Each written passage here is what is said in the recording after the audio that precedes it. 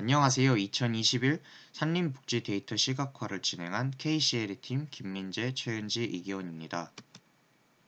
다음과 같은 순서로 발표를 진행하겠습니다. 우선 최근 6년간 연평균 폭염 일수가 18일 이상으로 지속적인 무더위가 더해지고 있는데요. 이런 무더위뿐만이 아니라 저희가 현실적으로 체감하는 체감 기온은 월 평균 1도씨 이상 높은 추세로 저희는 지속적으로 이런 무더위를 겪고 있습니다. 이러한 현상이 특히 건물에서 심화되는데요. 이런 건물에서 심화되는 그 현상을 열섬 현상이라고 부릅니다. 열섬 현상은 도시의 기온이 주변 지역에 비해 높게 나타나는 기후 현상으로 보통 도심은 주변 지역보다 1도에서 4도 정도 높은 온도를 보인다고 합니다. 저희는 이러한 문제를 해결하기 위해서 소프트웨어적인 지식을 사용해서 기상청에서 제공한 데이터를 통해 열섬현상 지역을 파악하고 해당 지역의 산림복지 시설을 구축함으로써 이러한 문제를 해결하고자 했습니다. 개발 환경은 다음과 같이 파이썬을 기본적으로 사용할 수 있는 구글 콜앱, 그리고 라이브러리는 데이터 처리를 위한 판다스, 그리고 데이터 맵 시각화를 위한 폴리움, 그리고 추가로 QGIS를 통해 지도 시각화를 사용하였습니다. 우선 열섬 현상의 지표에 대해서 파악해야 했습니다. 우선 열섬 현상을 파악하기 위해 저희는 세 가지 지표를 설정하였는데요. 바로 폭염 여부, 폭염 특보, 그리고 최저 기온차를 저희 이번 프로젝트의 열섬 현상의 지표로서 삼았습니다. 또한 열섬 현상에 문제가 되는 계절인 여름 6월, 7월, 8월 달의 데이터만 사용하여 기상청에 데이터를 시각화하였으며 폭염 여부, 폭염 특보, 발효 여부, 그리고 최저 기온차가 10 이상인지 여부를 통해 폭염 20일 이상인 지역을 선발하였습니다.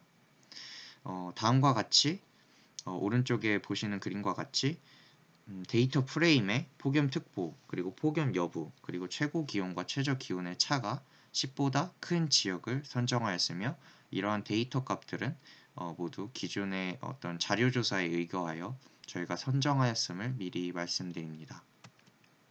네, 다음은 분석 과정입니다. 랜드셋 8은 복사량에 따른 수치 계산법으로 구름량이 10% 이상인 날짜에 오차가 매우 크다는 단점이 있는데요. 기존의 선행 연구들은 보통 랜드셋 8을 사용한 반면 저희는 AWS 관측소, 즉 기상청 날씨누리의 데이터 자료를 사용하여 날짜 그리고 구름량에 상관없이 오차를 최대한 줄여 6월, 7월, 8월 달의 기상 데이터를 분석하고자 하였습니다. 또한 저희가 앞서 설명드린 열섬 현상의 지표 중 하나인 기온차를 분석 데이터에 포함하여 선행 연구 조사의 어떤 결과를 이용하였습니다. 다음과 같이 온도 데이터로 선정된 147개 후보지 중 산림 기능 평가지를 토대로 인구수, 공시지가, 토지 면적을 고려하여 최종 후보지를 선정하고자 하였습니다. 우선 열섬 현상이 어디가 문제인지에 대한 데이터는 저희가 알아내었기 때문에 해당 지역의 문제를 해결하기 위해 실질적으로 저희가 산림 관련 시설을 입주시킬 수 있는지 그 여부에 따라 인구수, 즉 얼마나 많은 사람들이 해당 시설을 이용할 수 있어야 되는지 따라서 인구수를 고려하였고, 또한 공시지가, 해당 지역을 얼마만큼 매입할 수 있으며 얼마의 가격에 매입할 수 있는지, 그리고 토지 면적, 저희가 산림을 입지시키려고 하는데 산림의 그 산림 입지에 있어서 알맞은 토지 면적을 확충하고 있는지 다음과 같이 세 가지 요소를 고려하여 최종 후보지를 선정하였습니다.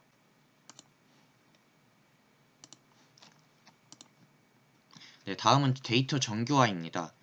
각자 다른 단위의 데이터, 즉 인구수, 면적, 공시지가를 데이터 정교화를 통해서 합산한 결과로 비교할 수 있는 데이터로 만들기 위해 해당 과정을 진행하였는데요. 가중치를 부여하여서 인구수, 공시지가, 면적의 데이터를 합산하여 보였습니다. 우선 인구수, 그리고 면적, 공시지가 이 세 개의 데이터를 다음과 같이 가중치를 부여하였는데요. 저희 생각에는 인구수와 그리고 부동산의 두 가지 데이터 유형으로 나눌 수 있었습니다. 따라서 인구수는 인구수 6, 그리고 면적과 공시지가는 부동산과 관련된 데이터이기 때문에 3 더하기 3 해서 6, 즉 같은 비율의 데이터를 가중치를 부여하기 위해 다음과 같이 2대 2대 2대 3대 3으로 데이터 정규화를 진행하였습니다. 과정별 데이터 크기 변화입니다. 처음 기상청 날씨 누리의 기상청 13,608개의 빅데이터를 폭염 여부 및 데이터 취합 등의 검색을 통해서 최종적으로 가중치를 부여하여 3개의 후보지를 선정할 수 있었습니다. 선정된 후보지 3가지는 다음과 같습니다.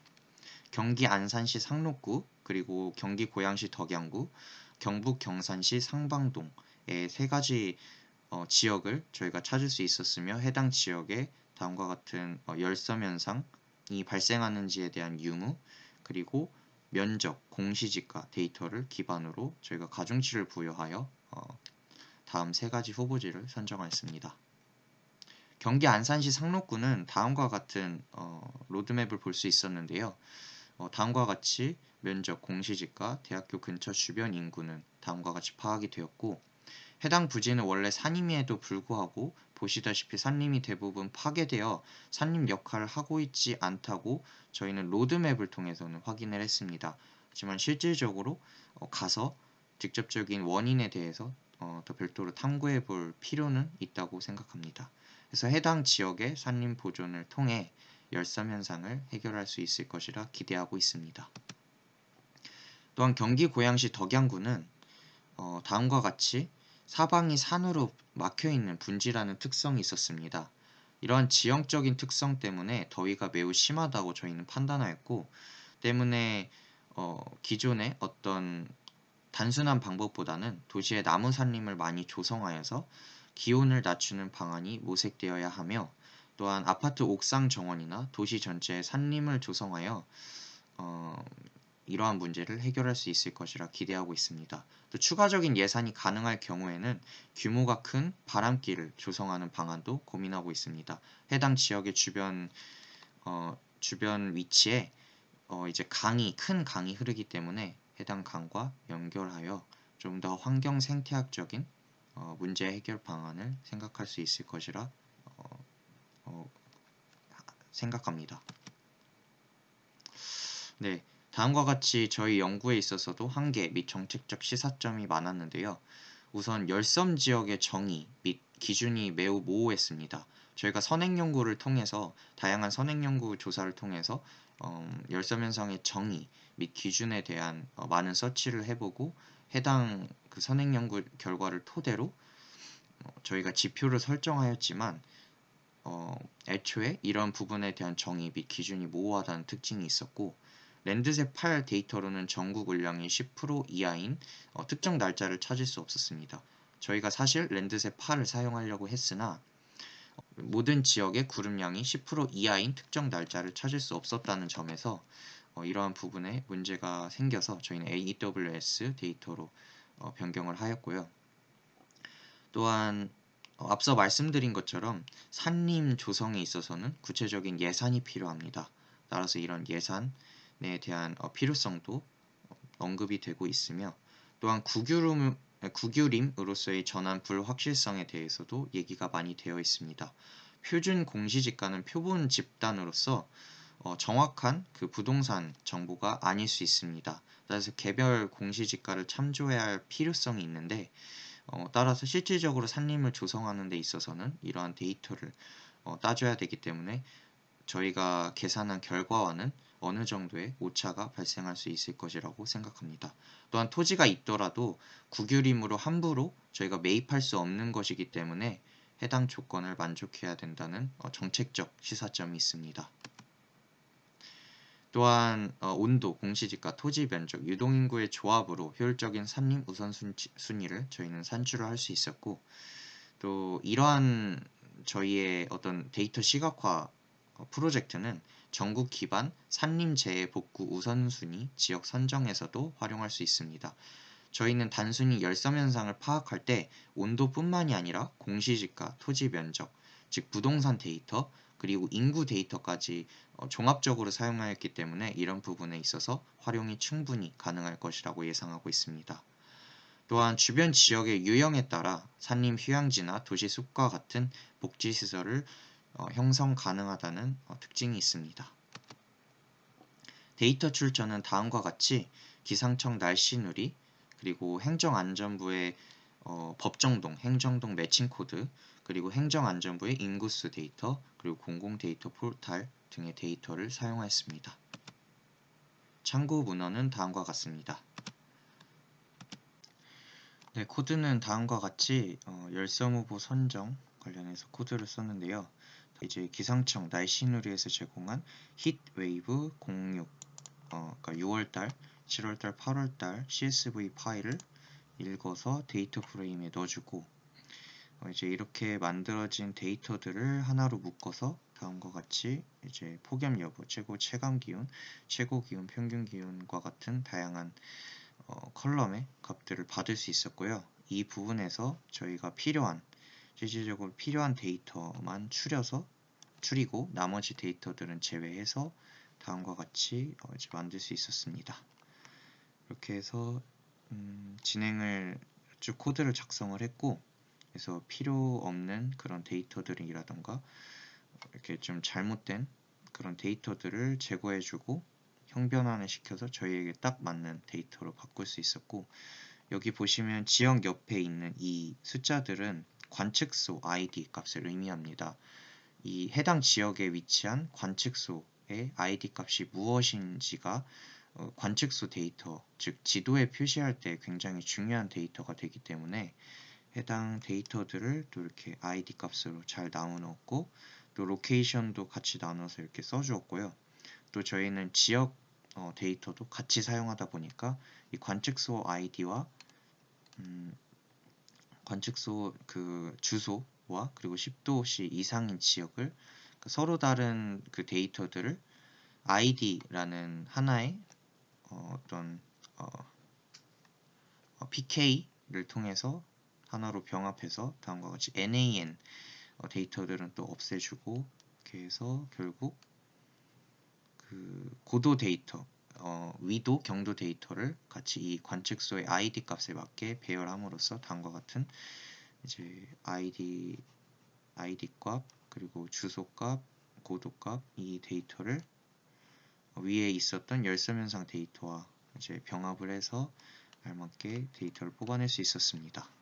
이렇게 해서 해당 자료는 저희가 폴리움을 사용해서 구현을 해보았고요. 이렇게 해서 폴리움 라이브러리를 사용해서 다음과 같이 맵 상에 10도씨 이제 열섬 현상이 심각한 지역, 특히 열섬 현상의 기온차가 10도씨 이상이고, 또한 해당 지역에 10도씨 이상인 날이 25일인 지역을 빨간색으로 다음과 같이 표시를 해주었고, 이 표시뿐만이 아니라 20일 이상인 지역에 저희가 설정한 지표의 20일 이상인 지역은 다음과 같이 오렌지 색깔로 표시를 함으로써 이렇게 간단하게 지도 시각화를 할 수 있었습니다. 또 여기서 그치는 것이 아니라 이렇게 해서 뽑혀진 열섬 후보 지역들을 토대로 후보지 리스트를 뽑아서 최종 저희가 선정한 대략 32개의 데이터를 가지고 이런 열섬 현상 32가지의 그 캔디데이트 리스트를 뽑아서 해당 지역을 이제 읽고 인구수 population.csv 파일과 또 공시지가 데이터를 저희가 접목을 해서 해당 부분의 지표들을 개선할 수 있었습니다. 그래서 여기 같은 경우에도 저희가 데이터를 가공하는 과정에서 행정구역명과 법정동 코드, 이렇게 두 가지 코드들이 다 다른 부분이 있어서 이런 부분에 대한 애로사항이나 이제 문제들을 직접적으로 해결해 보면서 이제 오차 데이터나 이제 들어와 있지 않은 데이터들은 제거를 하였고요. 그리고 다음과 같이 정규화 과정을 통해서 가중치를 부여하여서 이렇게 노멀리제이션을 마칠 수 있었습니다.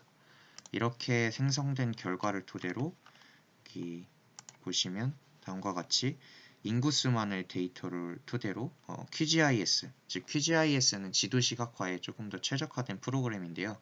이렇게 지도에 실질적으로 SHP 파일을 사용해서 지도의 인구수 데이터만을 기반으로 시각화를 한 결과, 그리고 공시지가만으로 시각화한 결과, 토지 면적을 가지고 시각화한 결과, 세 가지 이제 결과를 토대로 총 결국 이러한 부분에 가중치를 붙여서 최종적인 데이터 필터링을 해낼 수 있었습니다.